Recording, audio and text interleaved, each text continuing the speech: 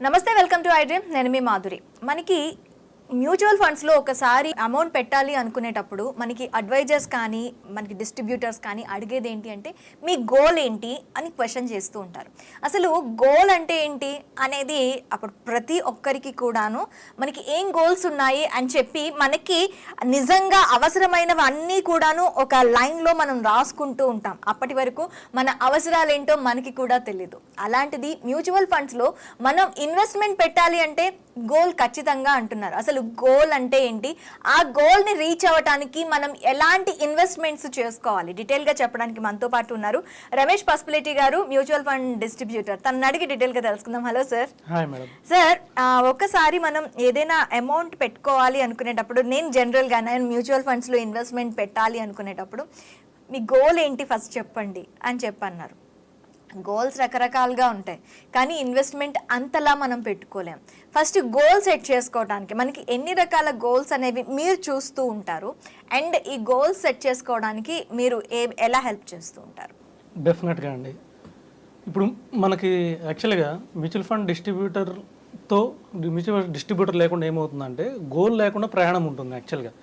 So goal లేకుండా ప్రయాణం ఉన్నప్పుడు సో అది మధ్యలోనే ఆగిపోయే అవకాశం ఎక్కువ ఉంది. ఎందుకంటే ఫస్ట్ ఆఫ్ ఆల్ ఒక మ్యూచువల్ ఫండ్ డిస్ట్రిబ్యూటర్ ఏం చేస్తాడంటే గోల్స్ ఐడెంటిఫై చేస్తాడు. కస్టమర్కి లేకపోతే అక్కడ ఉన్న క్లయింట్కి కానివ్వండి ఏమేమి గోల్స్ ఉన్నాయో ఐడెంటిఫై చేస్తాడు. ఓకే. అందరికీ 3 రకాల గోల్స్ ఉంటాయండి. ఒకటి వచ్చేసి short term goal, 1 to 3 years లోపల ఇవి. తర్వాత medium term goals 3 to 5 years కావాల్సినవి. తర్వాత 5 years అబౌవ్ వీటన్నింటినీ కొంచెం లాంగ్ టర్మ్ గోల్స్ అంటారు. 10 years తర్వాత వెరీ లాంగ్ టర్మ్ గోల్స్ అంటారు. ఓకే. సో వీటిని ఐడెంటిఫై చేయాలి. వీటిని ఏం చేయాలంటే ఇప్పుడు ప్రస్తుతానికి 10 lakhs కావాలి, 3 ఏళ్లలో 10 lakhs పే చేయాలి. క్లయింట్ అనేవాళ్ళు 3 ఏళ్ళలో 10 lakhs కావాలి. చిల్డ్రన్ ఎడ్యుకేషన్ కానివ్వండి, లేకపోతే ఎవరికైనా హ్యాండ్ లోన్ తీసుకున్నారు, పర్సనల్ లోన్ తీసుకున్నారు, క్లియర్ చేయాలి, 10 lakhs కావాలి. ఇది షార్ట్ టర్మ్ గోల్. ఓకే.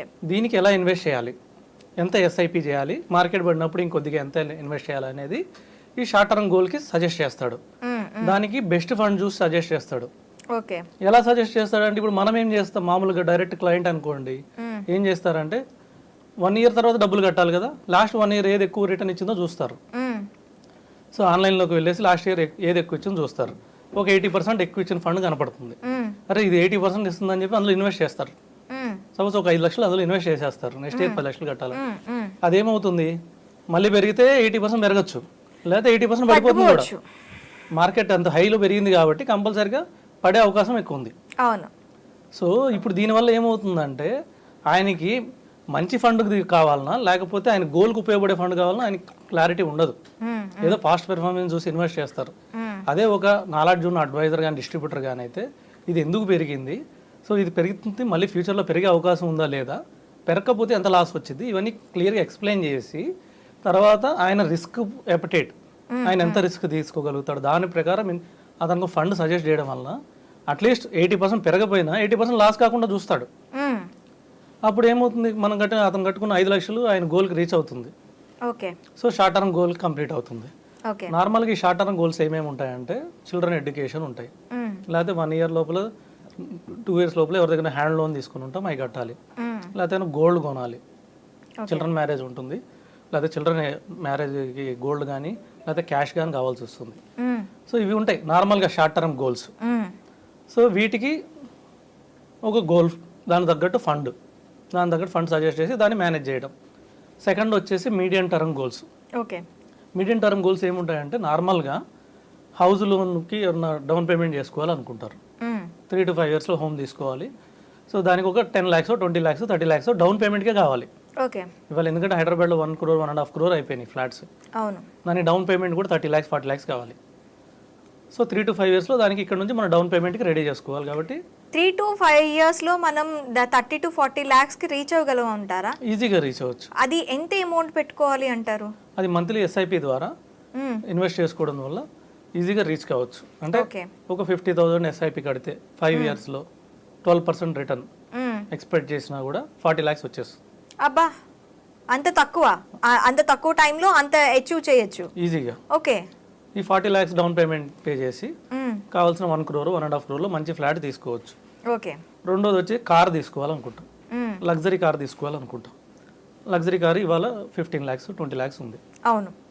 ఒక 5 years తర్వాత అదే 30 lakhs అవుతుంది. ఇన్ఫ్లేషన్ కూడా చూసుకోవాలి కదా. సో ఇప్పుడు 20 ఉందంటే అది 30 అవుతుంది ఫ్యూచర్ వాల్యూ. అవును. దానికి తగ్గట్టు 30 lakhs కావాలంటే ఇప్పుడు ఎంత ఇన్వెస్ట్ చేయాలి? ఓ 40,000 సిప్ చేసుకుంటే సరిపోతుంది.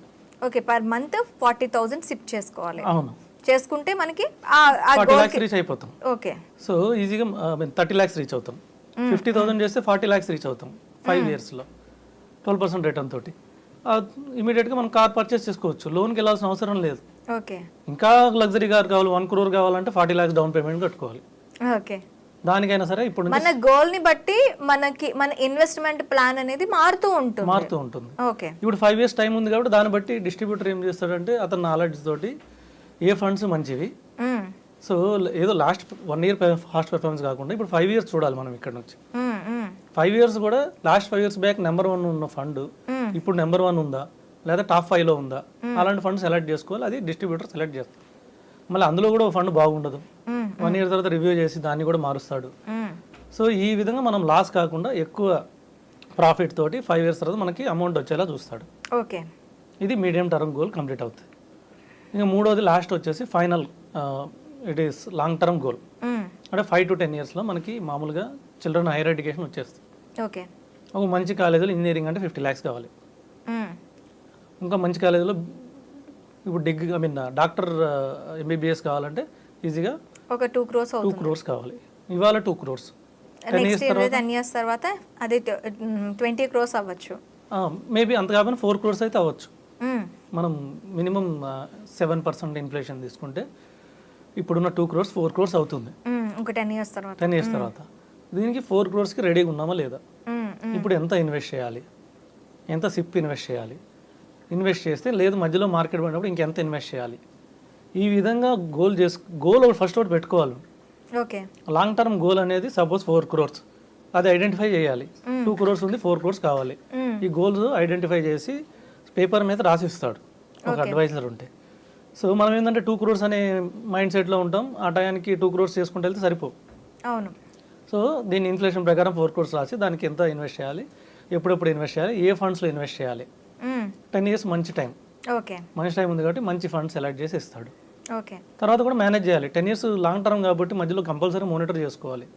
కొన్ని ఫండ్స్ పెర్ఫార్మెన్స్ ఆగిపోతాయి. నేను చెప్పినట్టు 5 years బ్యాక్ బెస్ట్ ఫండ్ ఇప్పుడు బెస్ట్ ఫండ్ కాదు. అవును. 5 years బ్యాక్ కొన్ని ఫండ్స్ నెంబర్ 1 ఉన్నాయి కొన్ని కేటగిరీలో. అది బిజినెస్ పెరుగుతున్న కొద్దీ మనకి ఆ కాంపిటీషన్ పెరిగే కొద్దీ ఫండ్స్ వాల్యూస్ కూడాను అటు ఇటు అవుతూ ఉంటాయి. స్టాండర్డ్ గా ఏది ఉండదు. మనకి మార్కెట్లో తీసుకున్నట్లయితే ఏ ప్రోడక్ట్ కూడా స్టాండర్డ్ గా ఉండదు. ఈ రోజు క్వాలిటీ బాగా ఉన్నది, నెక్స్ట్ ఇయర్ కి దానికన్నా మంచి క్వాలిటీతో వేరే రావచ్చు. ఆ క్వాలిటీ అది స్టాండర్డ్ గా మెయింటైన్ చేయొచ్చు, కానీ దానికన్నా క్వాలిటీ ఉన్నది రావచ్చు. సో దానివల్ల చేంజ్ అయిపోతుంది ఖచ్చితంగా. అవును. ఇంకా కొంతమంది 10 years రిటైర్ అయిపోదాం అనుకుంటారు. సో వీళ్ళందరూ కంపల్సరీ లాంగ్ టర్మ్ ఫండ్స్లో ఇన్వెస్ట్ చేయడం ద్వారా ఈ ఎడ్యుకేషన్ కానివ్వండి, ఈ రిటైర్మెంట్ కానివ్వండి, వీటికి సరిపడా అమౌంట్ వచ్చేస్తుంది, మీ గోల్స్ రీచ్ అవుతారు. ఇది విత్ డిస్ట్రిబ్యూటర్ వితౌట్ డిస్ట్రిబ్యూటర్ ఎలా ఉంటుందంటే జర్నీ ఇలా ఉంటుంది. ఓకే. సో ఖచ్చితంగా ఒక డిస్ట్రిబ్యూటర్ని కానీ అడ్వైజర్ని కానీ పెట్టుకొని మాత్రమే మనం ఈ మ్యూచువల్ ఫండ్స్తో ముందుకు వెళ్ళాలి. అప్పుడు మనకు సరైన గైడెన్స్తో, అంటే చాలామంది అంటూ ఉంటారు మ్యూచువల్ ఫండ్స్తో పెట్టుబడి పెడితే మనకి మీరు నష్టపోయామని. నష్టపోయారు ఎక్కడ అంటే ఇలా డిస్ట్రిబ్యూటర్ కానీ అడ్వైజర్ కానీ లేకపోవటం వల్లే ఎక్కువగా నష్టపోతూ ఉంటారు. డెఫినెట్గా. ఎస్. ఓకే అండి, థ్యాంక్ యూ రమేష్ గారు. వెల్కమ్.